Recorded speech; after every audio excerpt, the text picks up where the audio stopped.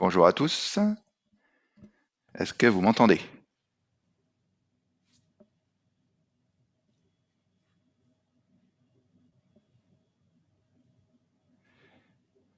Bien. Alors, bonjour et bienvenue sur ce live.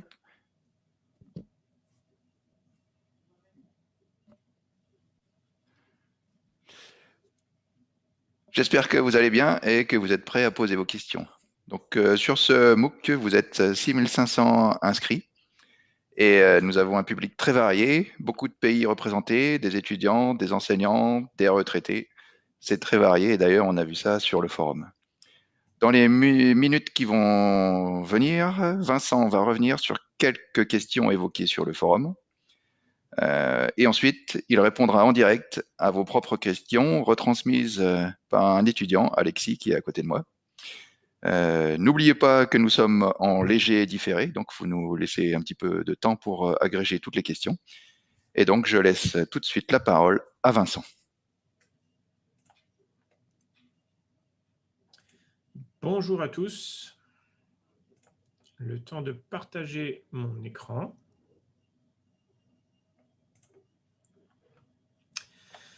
Voilà, et bien merci d'être présent aujourd'hui. Donc, comme l'a dit Yann, je vais revenir sur quelques points qui ont été évoqués dans le forum.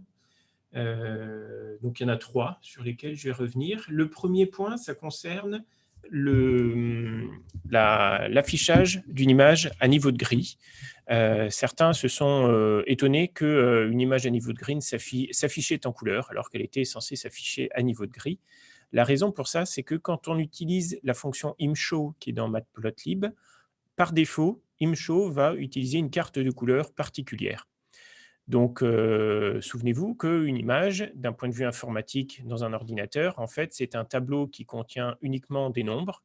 Ces nombres, après, il faut les afficher. Donc, pour les afficher, il va y avoir une correspondance entre les valeurs de ces nombres et une certaine couleur. On pourrait par exemple afficher l'intensité 0 en rouge, l'intensité 1 en bleu, etc., jusqu'à faire les 255 intensités quand on a une image à niveau de gris qui est codée sur 8 bits. Et en l'occurrence, la fonction imshow, elle utilise une carte de couleur qui s'appelle Viridis, qui est représentée ici. Donc avec, vous voyez, c'est un nuancier entre du violet, qui va du violet jusqu'au jaune en passant par le vert. Et alors, cette carte de couleur, qui est la carte par défaut, on la retrouve dans d'autres logiciels et langages de programmation. Elle a l'intérêt d'être visible par les daltoniens qui peuvent voir les nuances de couleurs et aussi par les impressions. Quand vous faites une impression noir et blanc sur du papier, vous pourrez voir aussi les couleurs correctement, à peu près. Voilà. Alors, ce qui est rigolo aussi, c'est que Viridis, c'est le nom scientifique d'un python en Indonésie. Voilà. Est-ce que c'était fait exprès ou pas? Ça, je ne sais pas. Il y a d'autres cartes de couleurs qui sont disponibles avec imshow, avec Matplotlib, que vous pouvez avoir une liste quand vous tapez, par exemple, dans un moteur de recherche Matplotlib Color Maps. Vous arrivez sur une page de documentation de Matplotlib et puis vous avez toute une série de cartes de couleurs que vous pouvez utiliser en les précisant dans imshow. Donc, je reviens sur, par exemple, cette image qui représente en fait la synthèse additive, donc qui est une image couleur. Quand on va vouloir représenter les bandes de cette image couleur, la bande rouge, verte ou bleue, eh bien, par défaut, avec la coloration Viridis, on va obtenir les 3 images qui sont tout en bas de l'écran. Donc, on voit bien le rond rouge qui est le rond du haut qui est représenté sur le canal rouge, le rond en bas à gauche qui est le vert représenté sur le canal vert et le rond en bas à droite qui est représenté, qui représente donc le canal bleu tout en bas à droite sur le canal bleu. Donc, et on pourrait utiliser une autre carte de couleur. Donc, on pourrait utiliser une autre carte de couleur qui est assez classique aussi, qui s'appelle Jet, où en fait on a toutes les couleurs de l'arc-en-ciel, du bleu jusqu'au rouge, en passant par le vert, le jaune, l'orange. Et puis une dernière carte de couleur, Gray, qui représente en fait des niveaux d'intensité en gris.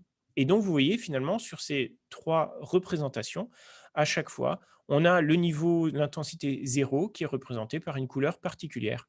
Donc en noir, quand on utilise la carte de couleur Gray, en bleu foncé quand on utilise la carte de couleur Jet, et en violet foncé quand on utilise la carte de couleur Viridis.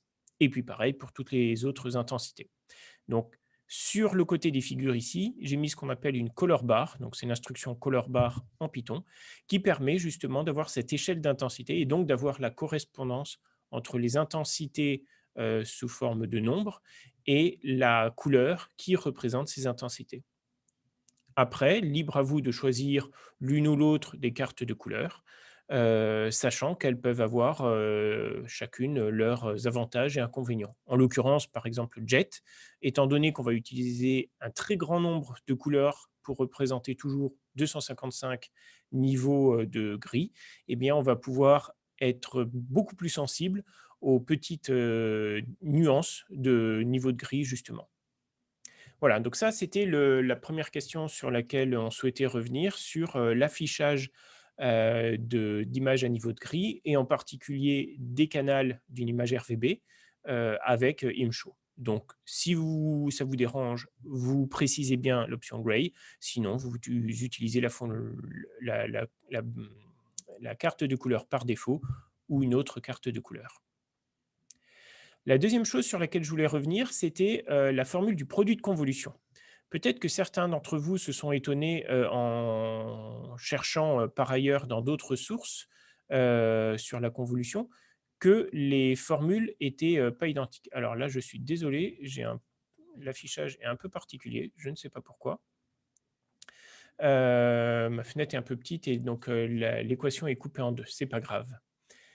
La formule du produit de convolution que vous avez dans les vidéos, sur le support du MOOC, c'est la première, ici, et parfois on trouve la seconde.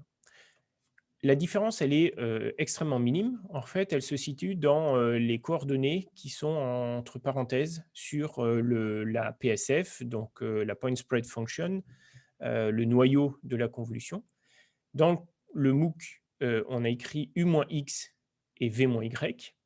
Et parfois, on peut trouver l'inverse, x moins u et y moins v. Alors, si la fonction h est symétrique, c'est-à-dire qu'il y a une symétrie par rapport à l'origine, les deux équations sont exactement pareilles. Et c'est souvent le cas. Très souvent en traitement d'image, la PSF est une fonction symétrique, c'est-à-dire qu'on a h de moins x moins y qui est égal à h de xy. Et vous avez un exemple ici dans cette représentation. Donc là, j'ai simplement représenté une PSF gaussienne. À gauche, c'est la PSF directement, et à droite, c'est sa symétrie par rapport aux deux axes horizontaux et verticaux. Elles sont exactement pareilles puisque la PSF est symétrique, et donc vous pouvez utiliser l'une ou l'autre des équations qui définissent le produit de convolution. Très très rarement, on peut avoir des PSF qui ne sont pas symétriques, comme par exemple celle-ci qui représente un espèce de L. Forcément, quand vous faites la symétrie, h de xy et h de moins x moins y seront différentes. Et dans ce cas, le résultat que vous aurez en appliquant l'une ou l'autre des définitions du produit de convolution, vous obtiendrez un résultat avec un effet miroir, une symétrie. Ce n'est pas très grave, en fait, les deux équations sont justes. Simplement, il faut être clair soi-même quand vous allez les utiliser, savoir laquelle vous utilisez, et puis s'en tenir toujours à celle-là. L'autre chose aussi sur laquelle il faut faire attention, c'est que en fonction du langage que vous utilisez ou même de la fonction que vous utilisez au sein du langage, ça peut être l'une ou l'autre des deux définitions qui est utilisée. Voilà. Donc on peut avoir parfois des résultats un petit peu étranges, parce qu'on s'attend pas, on s'attendrait à avoir une réponse liée au filtre qui soit symétrique par rapport au résultat finalement qu'on obtient. Et ben, c'est que c'est l'autre équation qui a été implémentée. Voilà, donc il faut juste penser à ça quand vous avez des PSF qui sont pas symétriques. Si c'est le cas, finalement, ça revient au même. Et puis le troisième point sur lequel je voulais revenir, c'est les effets de bord, toujours sur le produit de convolution. Donc si vous reprenez la formule du produit de convolution qu'on vient de voir juste avant, quand on va vouloir calculer le résultat du produit de convolution au bord de l'image, on va devoir utiliser des pixels de l'image initiale, donc non convolués, qui sont en dehors de l'image. Et ces pixels, ils n'existent pas. Mais si on veut faire le calcul, eh ben, il faut bien leur donner une valeur. Alors, si on précise rien, le logiciel, le langage va choisir en général d'utiliser 0, mais on peut préciser autrement les choses. Et quand on utilise les fonctions qui sont dans Python, on peut parfois définir justement le type de convolution qu'on veut effectuer. Donc là, j'ai l'image d'un astronaute, c'est Buzz Aldrin sur la Lune. Donc c'est une image qui fait 300 par 3, un peu plus, non, 450 par 450 à peu près. Heu et en dehors de cette image, eh ben, j'ai rajouté des zéros. Ça, c'est la première proposition, remplissage avec des zéros. La deuxième proposition, c'est de périodiser l'image, comme on le voit sur la deuxième figure. Et la troisième proposition, c'est de remplir en dehors de l'image avec un effet miroir, où on va à chaque fois retourner l'image initiale. Quand on va convoluer ces 2 images et ces 3 images, pardon, et qu'on va se reconcentrer sur, la taille de l'image originale de 450 par 450, on obtient les résultats ci-dessous. Donc là, on a centré sur l'image avec uniquement, Buzz Aldrin. Et qu'est-ce qu'on constate finalement? C'est que, les images grosso modo, elles sont très similaires. Les seules petites différences, elles se situent au bord. Donc par exemple, quand on a mis des zéros à l'extérieur de l'image, on va avoir un bord qui est très sombre puisque les zéros vont baver, donc les zéros qui sont représentés en noir ici avec la color map gray justement, vont baver sur, l'image qui m'intéresse. Donc il va y avoir du noir qui va s'introduire dans l'image.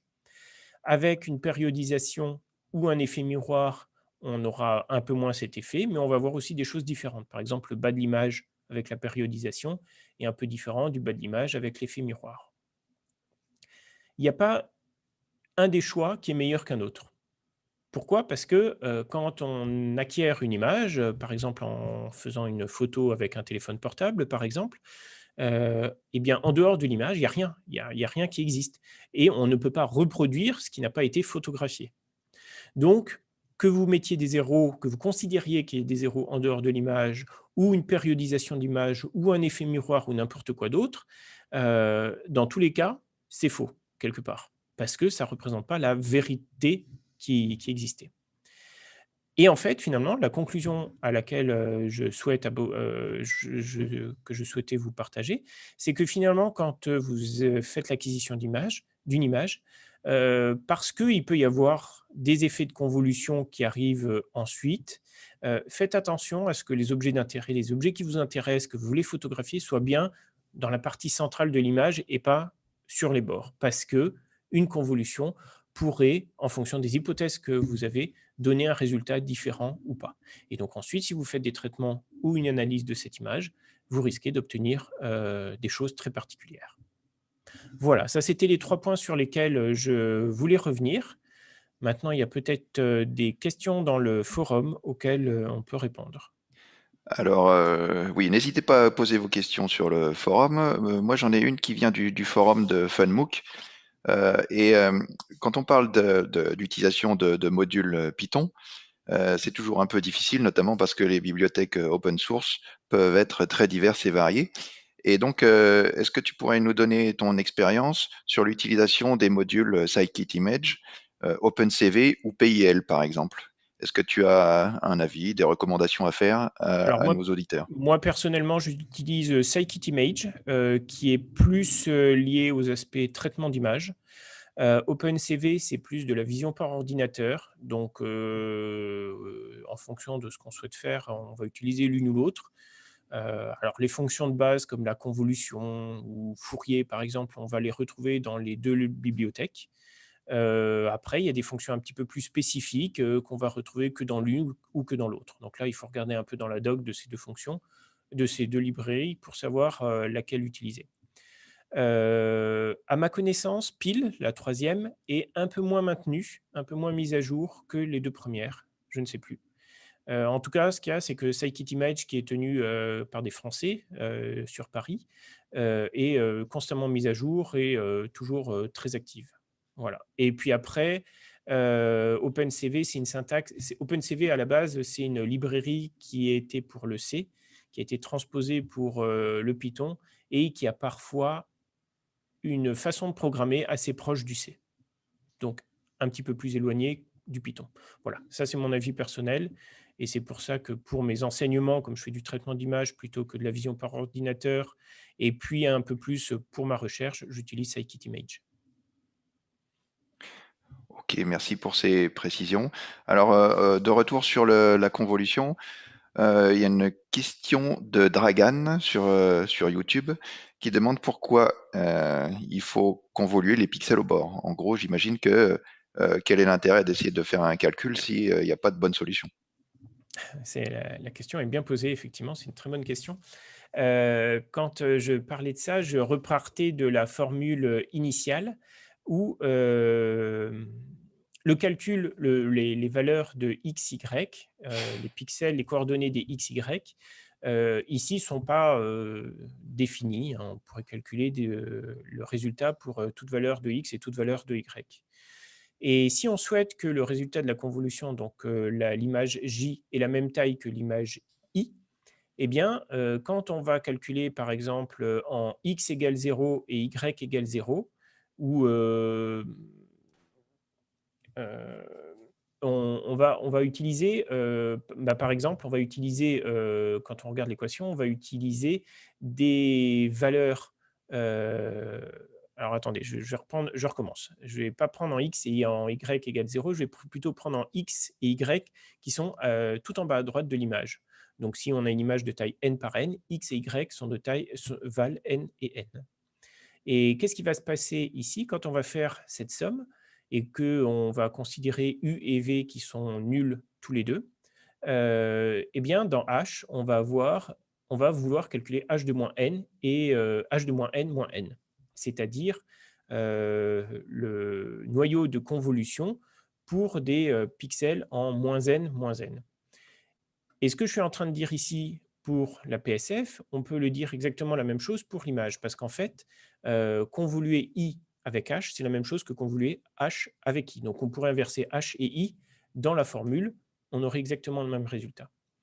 Et donc, par rapport à ce que je viens de dire, eh bien, on est parfois amené, pour certaines valeurs de X et de Y dans l'image résultat, à utiliser des valeurs grand I qui sont en dehors de l'intervalle 0n. Donc, par exemple, en moins n dans mon exemple.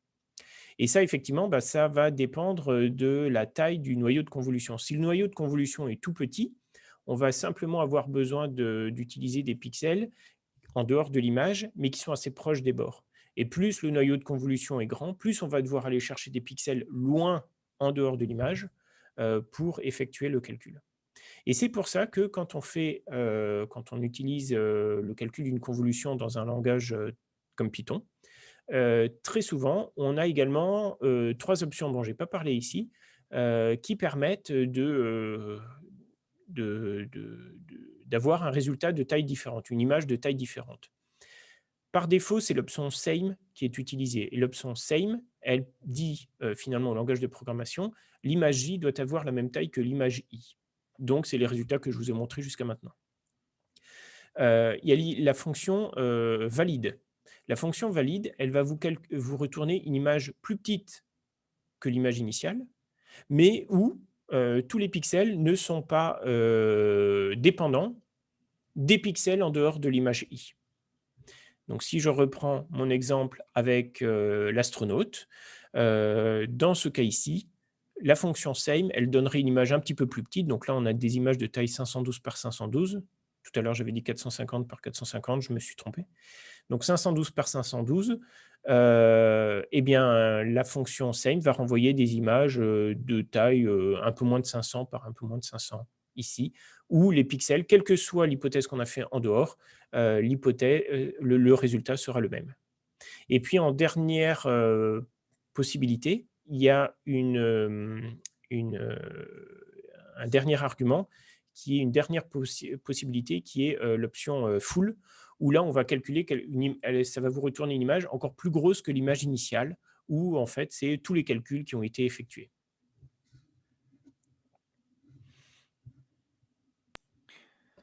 Alors j'ai une question de Patrick qui revient sur l'utilisation de la bibliothèque scikit-image et qui a remarqué que une bonne partie des fonctions était un wrapping, c'est-à-dire en fait un lien vers les fonctions du module CP. Donc Et la du coup, question c'est pourquoi ne pas utiliser directement ce module CP? alors je me suis jamais rendu compte de ça. Bon, ça doit être le cas, par exemple, pour la fonction de convolution. La convolution bidimensionnelle avec scikit-image et avec SciPy sont probablement, effectivement les mêmes et un wrapping de l'un vers l'autre.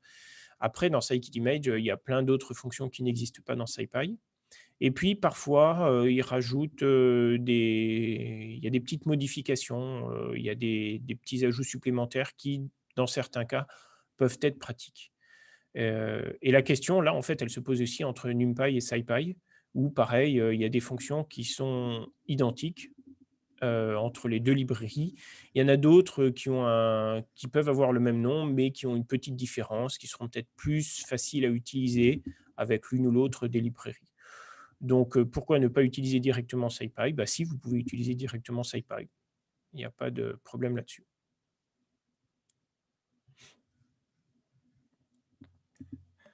Alors, j'ai une question de Delphine qui demande de revenir sur la résolution d'une question de l'examen numéro 1. Alors, je vais essayer de la retrouver et Oui, demander parce en que je l'ai pas en tête. particulier pourquoi la racine carrée et pourquoi une multiplication par 255. Donc, c'était la question qui demandait le redimensionnement d'une image et qui calculait un ratio. Je ne sais pas, Vincent, si tu te rappelles de cette question, et ensuite on multiplie par 255. Peut-être que je peux répondre Vas-y, directement. réponds parce que pour moi, c'est pas clair. Alors, le 255, l'idée, c'est que quand on fait les calculs, on va calculer sur des flottants, sur des valeurs flottantes. Et donc, on va ramener nos images entre 0 et 1, enfin nos valeurs entre 0 et 1 pour faire les calculs. Par la suite, on demande de retourner une image codée sur des entiers 8 bits et de ramener la dynamique à la plage 0,255. D'où la multiplication à la fin par le 255 pour réétendre la dynamique et ensuite faire une conversion dans un type entier, donc au final un arrondi. Et l'utilisation de la racine carrée vient du fait que ce qui nous intéresse, c'est le nombre, enfin c'est de calculer un ratio finalement sur une aire. Et donc on va utiliser la racine carrée parce qu'on va calculer, enfin on va ramener notre ratio sur les différentes longueurs, la hauteur et la largeur.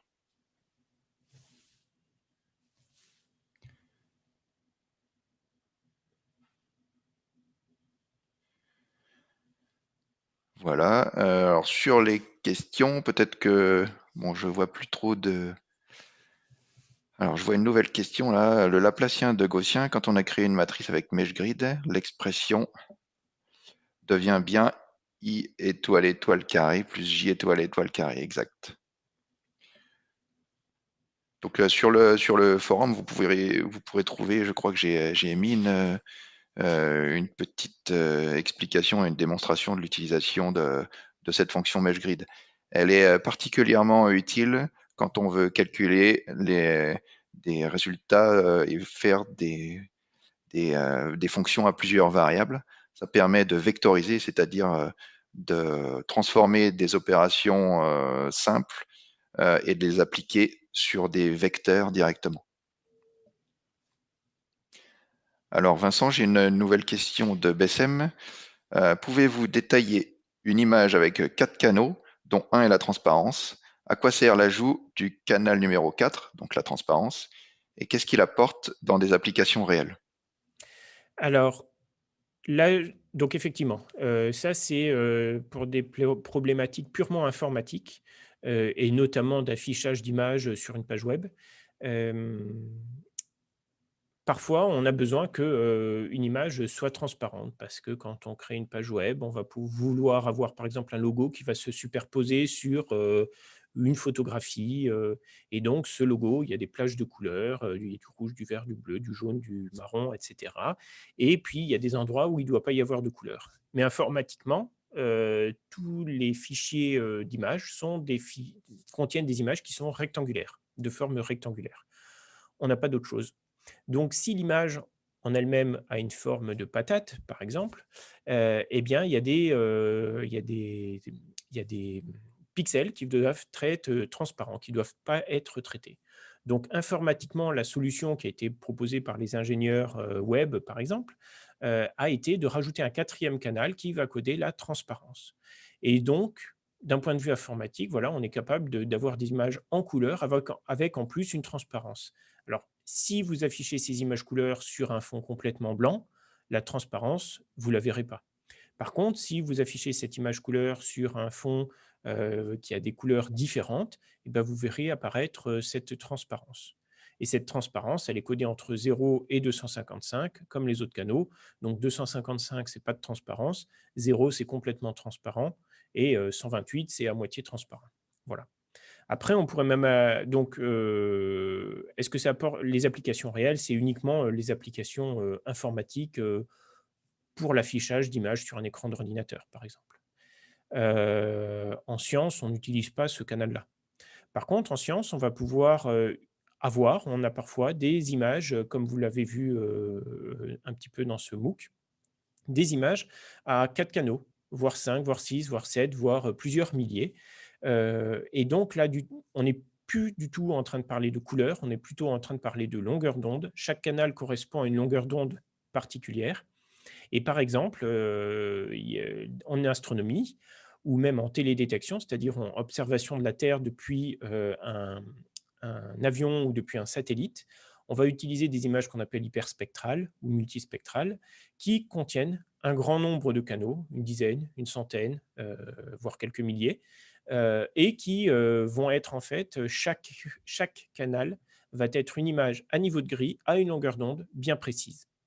Et donc, la concaténation de toutes ces images, qui représentent en fait la même zone observée, on appelle ça une image multispectrale ou hyperspectrale qui contient plus que 3 canaux.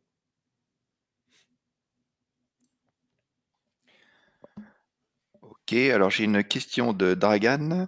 Utilise-t-on l'intelligence artificielle dans le traitement d'images? Et si oui, ce que je pense, où est-elle utilisée et que devine-t-elle? Une Alors question effectivement, très large. ouais. Alors l'intelligence artificielle, je vais déjà commencer par définir ce terme parce que c'est un terme qui existait déjà dans les années 70, mais ce qu'on met derrière ce terme à l'heure actuelle en 2021, c'est pas du tout la même chose que ce qu'on mettait, en 1970. Et de manière générale, l'intelligence artificielle, en fait, c'est, les ordinateurs qui reproduisent un aspect, des activités humaines, du cerveau humain. Alors plus précisément que l'intelligence artificielle, je vais parler de ce qu'on appelle aussi l'apprentissage profond ou le deep learning ou les réseaux de neurones, tout ce genre de choses. Ça a explosé au début des années 2010, pour, plusieurs raisons et effectivement, ça a des applications en traitement d'image.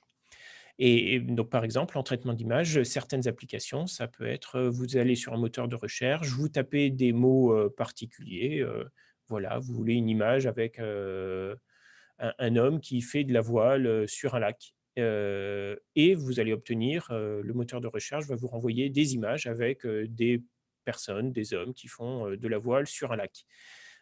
Pour faire le lien entre les mots que vous utilisez et puis, l'analyse de l'image et cetera, il faut faire un programme. Il faut avoir analysé, tout un tas d'images et avoir mis des tags ou des mots-clés sur ces images. La présence d'un homme, la présence de voile, la présence d'arbres, d'eau et cetera. Heu et pour analyser ces images, on ne va pas le faire à la main parce qu'il y en a beaucoup trop. Donc on va entraîner, on va utiliser des algorithmes qui vont permettre de faire ça.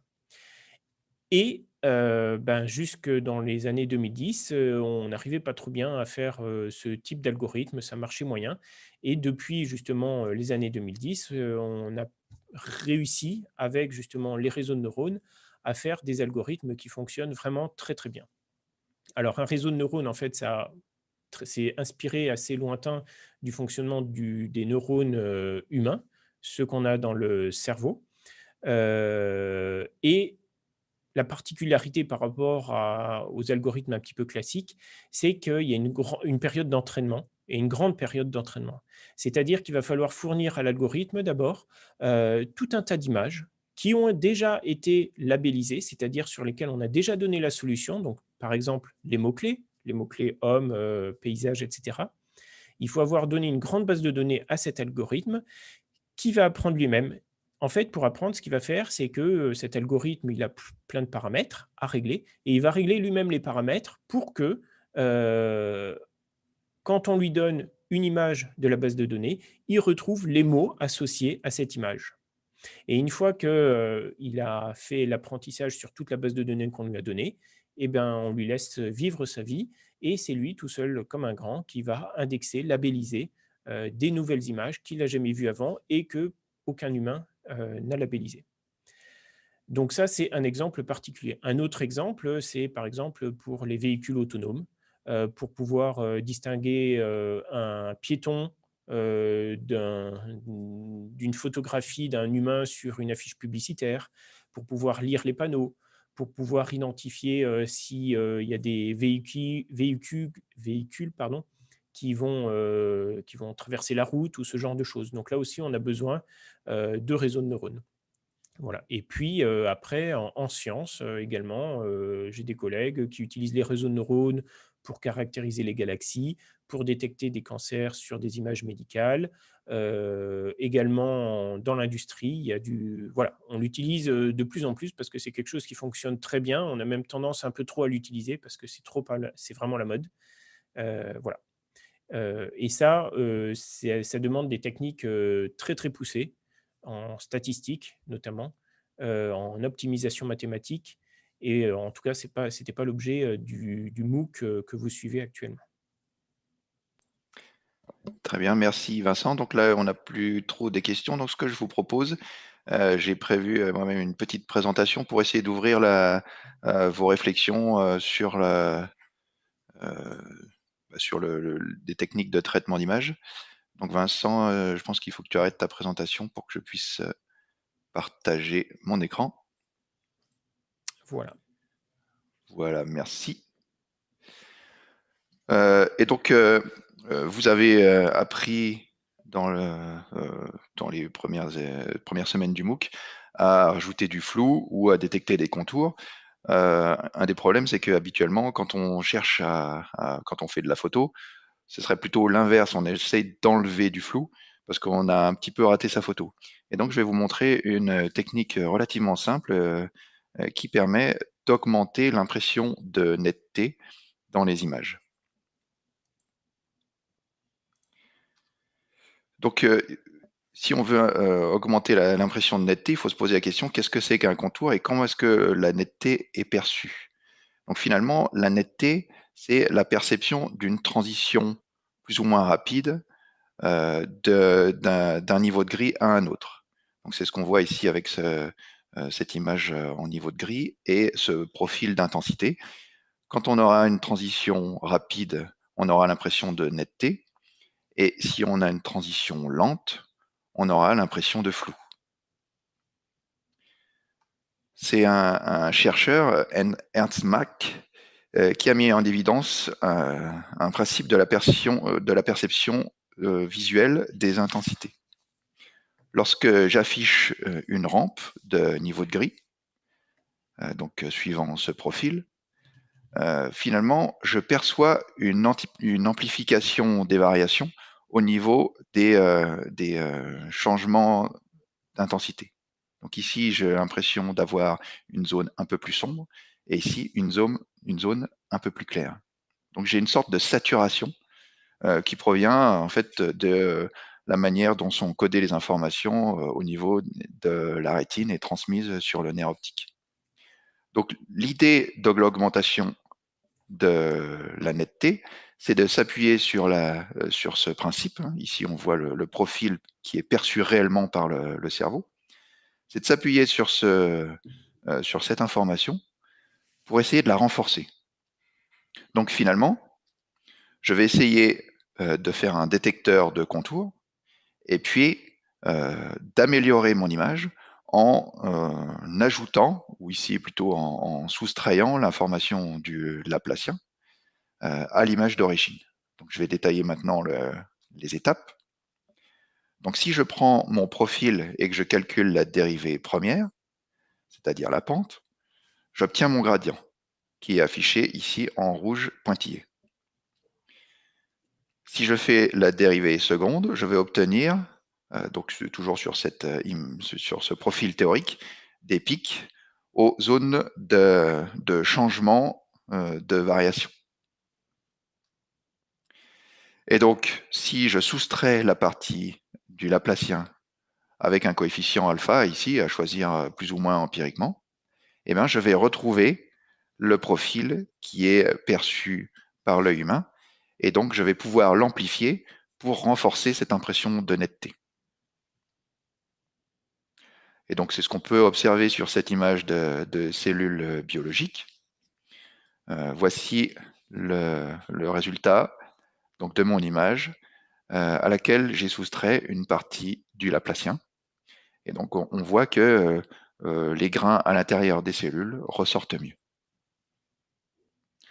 Voilà, ici, avec différents paramètres alpha qui permettent de plus ou moins faire ressortir les contrastes. Voilà, donc c'est un filtre qui est finalement très simple à utiliser et à programmer, et vous pouvez le retrouver dans tous les logiciels de retouche photo, notamment GIMP ou Photoshop par exemple. Et donc maintenant, vous êtes capable également de le reprogrammer avec un langage comme Python. Voilà, maintenant le deuxième point que je souhaitais aborder, c'est avec vous, c'est les limites de la convolution. Donc ça a été abordé et ça le sera à nouveau dans nos vidéos. Le problème principal de la convolution vient de sa simplicité. Quand je vais convoluer mon image avec un masque, ce masque, je lui ai défini les coefficients une fois pour toutes, et donc j'applique le même masque à l'ensemble de l'image. Et donc ça peut poser un problème, notamment sur le filtre moyenneur, par exemple. On voit que si je fais un filtre moyenneur avec une taille de 31 par 31, mon image va être très floue. Alors que finalement, il y a des choses que j'aimerais bien éliminer, mais il y en a d'autres que j'aimerais bien conserver. Même exemple avec le filtre gaussien, qui est une amélioration de ce filtre moyenneur et qui permet de donner plus de poids au centre qu'à l'extérieur, enfin au bord du noyau. On a toujours une image qui est très floue. Pour résoudre ce problème, qu'est-ce que je souhaite faire? J'aimerais bien finalement lisser les zones uniformes, donc les parties plus claires qui ne m'intéressent pas forcément, qui présentent un peu de bruit, mais qui ne présentent pas de détails importants. Par contre, j'aimerais bien conserver les contours, parce que ces contours présentent de l'information à mon sens. Et donc, qu'est-ce que je vais faire? Et c'est le but d'un filtre qui s'appelle le filtre bilatéral. Donc, je ne vais pas rentrer dans les détails algorithmiques ni mathématiques, mais en gros, je vais construire une fenêtre dont les coefficients vont varier en fonction de la zone considérée. Et ces coefficients vont être dépendants, premièrement, de la distance au centre de la fenêtre, un peu de la même manière que le filtre gaussien. Plus je m'éloigne du pixel central, moins je vais donner de poids. Et ensuite, ils vont dépendre également de la différence d'intensité avec le centre. C'est-à-dire que si je change de zone, donc en gros, si je franchis un contour, eh ben je vais moins prendre en compte ces pixels qui sont dans une structure différente de l'objet. Voilà, et on voit sur la droite un profil qui ressemble à mon noyau appliqué localement, donc sur le patch marqué en rouge. Voilà, donc pour conclure sur cette opération de non linéaire, l'avantage Et son inconvénient, c'est que il faut bien comprendre que ce n'est pas une opération de convolution. Donc, le gros inconvénient, justement, c'est que l'algorithme direct est relativement lent. Évidemment, il y a des versions optimisées qui permettent de faire du calcul en temps réel. Bon, ça, je vous passe les détails. Et par contre, je vais vous montrer des exemples, donc appliqués sur. Donc, ça, c'est une image de résonance magnétique sur une jambe. Donc, vous voyez le résultat à gauche avant et après. Les zones homogènes dans les niveaux de gris ont été fortement lissées. Par contre, les transitions d'une structure à une autre sont bien maintenues et on a une impression forte de netteté. Voilà, pour aller encore un petit peu plus loin, il y a un autre filtre qui s'appelle filtrage par moyenne non locale, dont le but est d'aller chercher à faire une moyenne avec des pixels qui se situent plus ou moins loin du pixel central considéré. Je ne vais pas rentrer dans les détails, mais c'est un filtre qui est, pouvez l'observer, qui a de bons résultats. Voilà, peut-être qu'on peut, Vincent, si tu es encore ici. Donc moi j'ai fini pour ma présentation. On a encore quelques questions sur le chat. Donc Vincent, je vais arrêter ma présentation et peut-être que tu peux revenir à ton notebook. Donc une question de Dragan. Ah oui, non, Alors, c'était pour moi la question, oui, pardon. c'était pour toi la question. Alors, je vais revenir, pardon, sur ma. Alors, le notebook que j'ai présenté d'ailleurs, il sera mis à disposition sur le MOOC. Yad vous précisera les choses. Alors, la photo d'origine, vous parlez de la photo. De quelle photo? La photo avec les contours? C'était la première, voilà, c'était la photo avec les cellules. Voilà. Avec les cellules ou avec les. C'était celle avec les cellules. Alors, il y a une question de Frédéric là qui demande est-ce que la netteté, c'est la même chose que le contraste? Ah, c'est une bonne question, effectivement. Ouais. Euh, si on regarde bien l'algorithme qui est proposé pour augmenter la netteté, on va finalement augmenter localement des notions de contraste. En fait, l'œil humain est très sensible à ces contrastes. Et donc, oui, on mélange un peu les notions de contraste et de netteté. Après, d'un point de vue mathématique pur, il n'y a pas réellement une définition de ce que veut dire un contraste. Et donc, en général, on l'interprète comme étant une différence, donc notamment le gradient entre des pixels qui sont proches.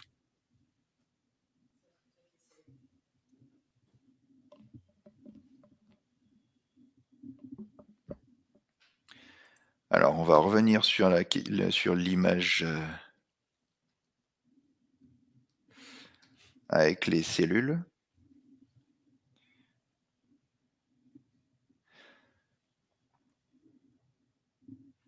Donc voilà, ici j'ai des cellules qui sont pas forcément très nettes, donc c'est lié au principe d'acquisition qui est en flou. A priori, c'est une imagerie où on utilise une excitation laser, et donc c'est ce qu'on appelle l'imagerie de fluorescence. Et donc l'inconvénient de cette fluorescence, c'est que elle va produire des images où les pixels auront bavé. Donc ça, c'est un terme, c'est un peu le jargon des biologistes. Les informations auront bavé, donc auront produit une diffusion dans le voisinage et donc une impression de flou. Donc on a diverses techniques qui peuvent être mises en œuvre pour réaugmenter le contraste. Donc vous avez cette technique qui a été proposée en utilisant l'Aplacien notamment. Après, les biologistes utilisent beaucoup des systèmes de déconvolution. Donc en fait, c'est l'opération inverse de la convolution. Et donc ça dépasse un peu le cadre de ce MOOC parce qu'il faut avoir des connaissances notamment sur ce que c'est que la transformée de Fourier pour pouvoir faire la déconvolution dans l'espace de Fourier.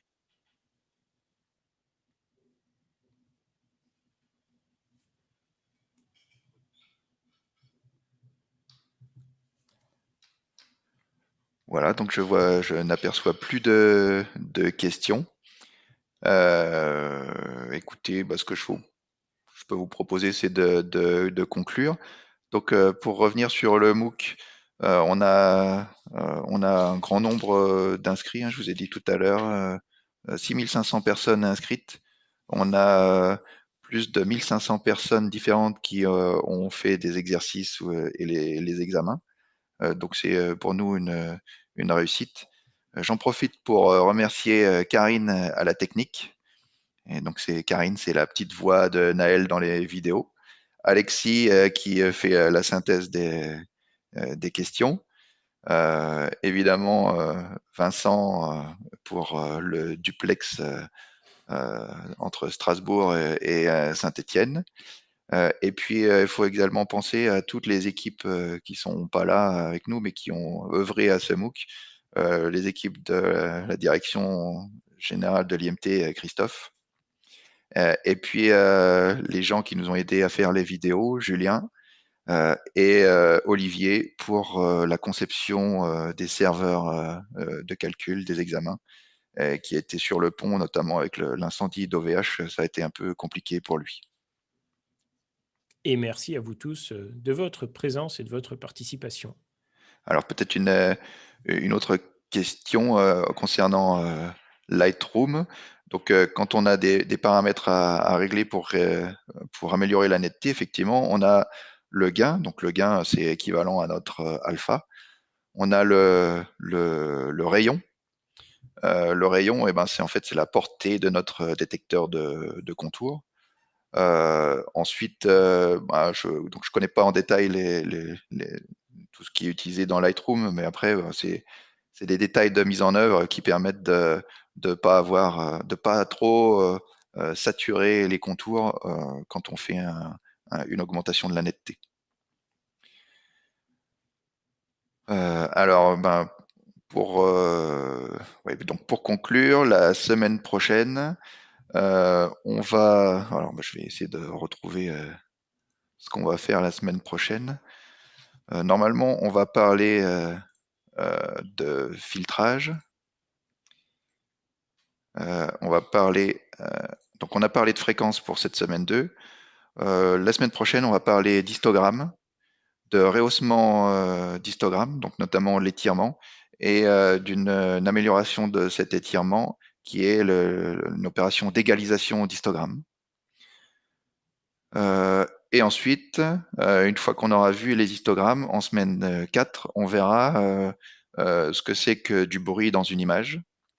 On verra comment le supprimer avec les filtres qui ont déjà été présentés et quel filtre choisir en fonction de l'analyse qu'on peut en faire, l'analyse du bruit qu'on peut faire, notamment à partir de ces histogrammes. Et on verra l'utilisation d'un filtre non linéaire qui est le filtre médian, donc quelque chose de très classique. Et on terminera par un examen qui sera, en tout cas dans l'objectif, assez intéressant, puisqu'on va voir une version du filtre médian qui a des performances vraiment très intéressantes. Voilà, on va conclure. Merci pour votre participation. Merci pour les interactions qu'on peut avoir avec vous sur le forum dans FunMOOC. Et puis j'espère que ça vous plaît. Et donc je vous donne rendez-vous sur le forum pour répondre aux questions qui ne manqueront pas d'arriver. Une dernière question de Dragan. Pas de compression, y a-t-il une suite prévue à ce MOOC? Donc effectivement, non, dans le MOOC actuellement, il n'y a pas de compression qui est prévue, mais je crois qu'il y aura des suites à ce MOOC-là. Par contre, je ne sais pas si on a prévu d'y parler de compression. Tout à fait. Donc les suites du MOOC, donc ça arrivera l'année prochaine et on vous tiendra au courant évidemment. Donc les suites, il y a 3 MOOC en préparation. Donc le second dans la liste va aborder tout ce qui est segmentation, c'est-à-dire détection des objets, et caractérisation. Donc c'est des mesures. On essaiera de voir des mesures relativement simples, mais qui posent parfois des problèmes importants, hein, comme tout ce qui est mesure de longueur ou de périmètre d'objets. Ce sont des questions qui sont vraiment pas simples du tout, malgré on va dire la naïveté de la proposition. Dans le troisième, on verra un petit peu des méthodes avancées de traitement d'image, notamment un peu de transformé de Fourier, de déconvolution. Et dans le quatrième, on abordera des questions de machine learning, de classification et des techniques de clusterisation. Voilà, mais pour l'instant, c'est pas encore figé puisque on n'a pas encore totalement débuté la conception de la suite. Voilà, merci beaucoup. Et puis, on va couper cette retransmission. Et à bientôt. Merci, au revoir.